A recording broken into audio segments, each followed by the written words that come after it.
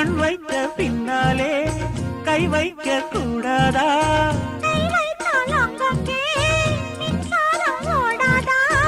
என்னென்ன ஆனால் என்ன அவள் கொண்ட போது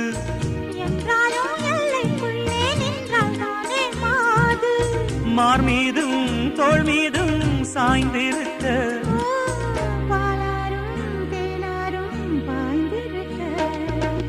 உன்னை வனத்து குயிலே நீ என்னை நினைத்து இசை பாடு.